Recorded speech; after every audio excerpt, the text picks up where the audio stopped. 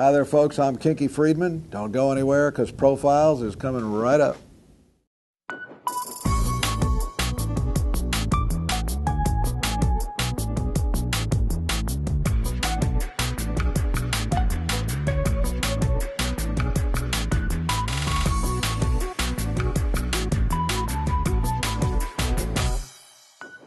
Welcome to Profiles. I'm Marley Hall. Today's guest is singer, novelist, and most recently politician Kinky Friedman. In 2006, Kinky made national headlines in his bid for governor of Texas, which marked the first time an independent got on the ballot since Sam Houston in 1859. After a short break, we'll join our host Mickey Burns as he welcomes the irrepressible Kinky Friedman to Profiles. Welcome back to Profiles. Among his numerous accomplishments, Kinky Friedman has authored 25 books, and the latest is titled, You Can Lead a Politician to Water, But You Can't Make Him Think. In the book, Kinky chronicles his misadventures along the campaign trail, and he shares his uncensored thoughts about our government and how it needs to be fixed. So let's join our host, Mickey Burns, on location from Ashford and Simpson's Sugar Bar in the heart of New York City, as he welcomes the popular Kinky Friedman to Profiles. I'm very happy to be running for governor. It's a privilege. It's fun. I want to bring back some entertainment value to politics and a little bit of truth if we possibly can. I am 61 years old. That's too young for Medicare and too old for women to care. I have no political experience whatsoever. None.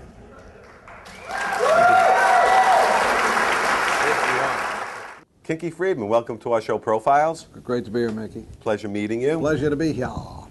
Singer, songwriter, novelist, humorist, and most recently, politician. Yeah, I don't like to think I'm a politician, actually. I wouldn't. But you entered that arena recently. That's an insult. Yeah, you're currently celebrating the release of your 25th book, which is titled You Can Lead a Politician to Water, But You Can't Make Him Think. In 2006, you made national headlines in your bid for the governor of Texas. It also marked the first time that an independent had gotten on the ballot since Sam Houston in 1859. That's right. And this book is a great overview of that experience. Yeah, it's about searching for that place above politics, and we can only find it if we look together. And unfortunately, America is going through what I think is George Washington's worst nightmare, which is that the Crips and the Bloods, the two bullies of the playground, are controlling everything, and they're trying to actually suppress the vote in many instances. It happened in Texas. Sure. Now prior to the election, critics and polls said that you could never collect the 45,000 signatures necessary to get on the ballot as an independent. You got 3 times that many. Yeah, I think almost 4 times that many, and they all had to be notarized.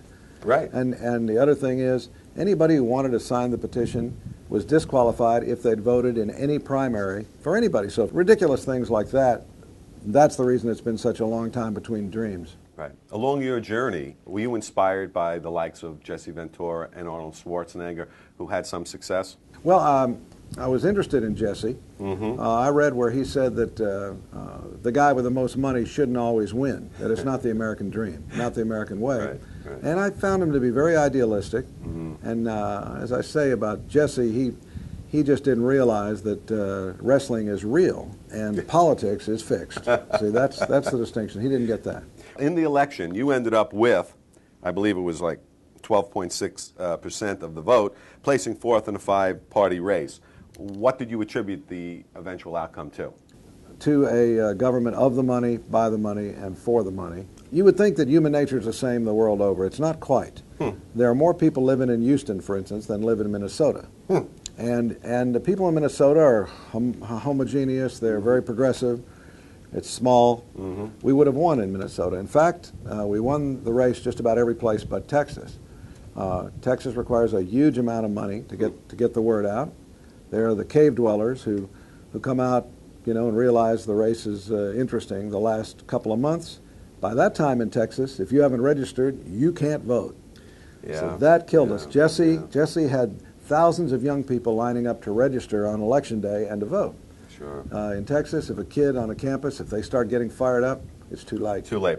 Now, during your run for governor, you said an interesting thing. You said politics is the only field in which the more experience you have, the worse you get. And when I read that, I said, had you been elected governor, how would have you avoided many of those pitfalls? Well, I would have only served one term. I would have set my sights on one or two things. In Texas, one of them obviously is to abolish the death penalty. Sure. I think that's not our job. Mm-hmm. And I think even the conservatives who say they are for the death penalty realize, do you want a government that can't even run a post office? Do you want these people killing people, executing them in your name? Do you trust them? Mm-hmm. That they haven't killed any innocent people? Right. So that's one thing I'd like to do. Education is another. Healthcare is another. We are behind the whole country in healthcare, Right. and we're right at the bottom in education. And what is our legislature doing? They're working on cheerleading legislation and things like that. Well, one of the biggest issues that you discussed was that of illegal immigration. Mm-hmm. And illegal immigration is a national problem, exceptionally severe in your state, in Texas, Right. being that it's a border state.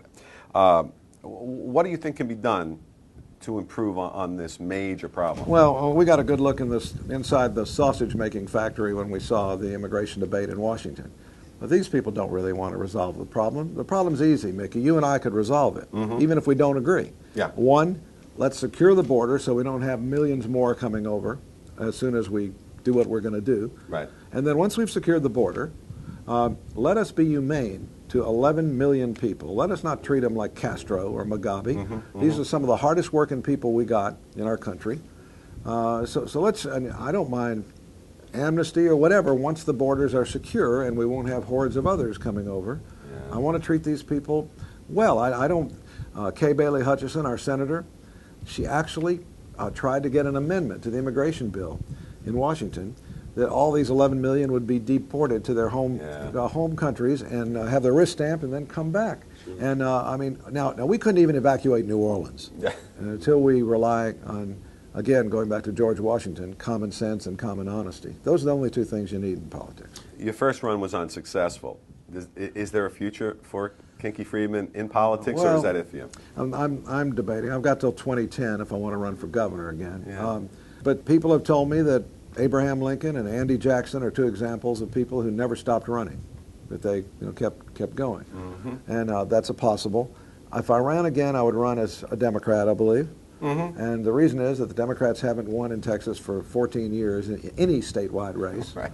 And we've lost Ann Richards, and Molly Ivins has recently been bugled to Jesus as well. Yeah. Yeah. And somebody said that I look like Ann Richards in drag anyway. So I think that's the spirit the Democrats need. Sure. And if they want to win, and if they want the rednecks, if they want the independents to vote Democratic, that would win it for them. Yep. This is logical. But then again, that's the problem. These parties are bipolar, Mickey. They're not looking at things logically. So y'all are from the great state of Texas. How's the Lone Star State looking to you fine folks these days? Yeah, the Kinkster agrees. Texas has seen better days. Now you ask yourself, how did things get this bad? But this time, pick a new choice. The independent choice. Kinky Friedman. That's Kinky Friedman for governor, 2006. Among those who supported Kinky Friedman's run for the governor of Texas included Willie Nelson, Jack Cafferty of CNN, singer Jimmy Buffett, and former governor of Minnesota, Jesse Ventura. We'll be back with much more on Profiles after these important announcements. Welcome back to Profiles. I'm Marlie Hall.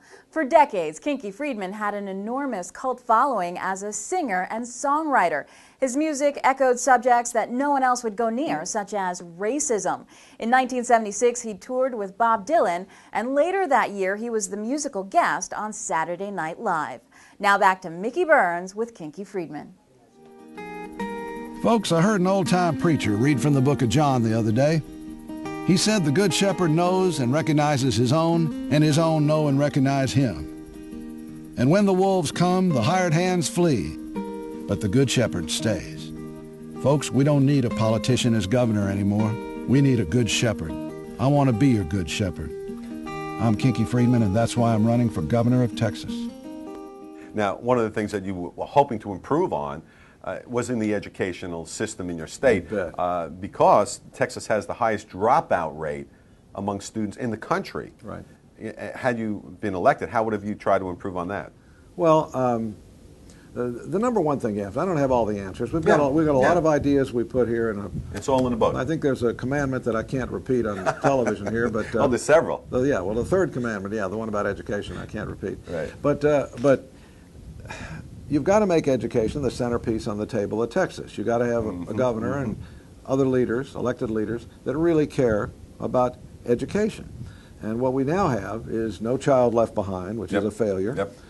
And we have a tax test in Texas, which you may have here, I don't know, which is a confined, narrow test of a certain field, and the kids have nervous breakdowns before they take the thing.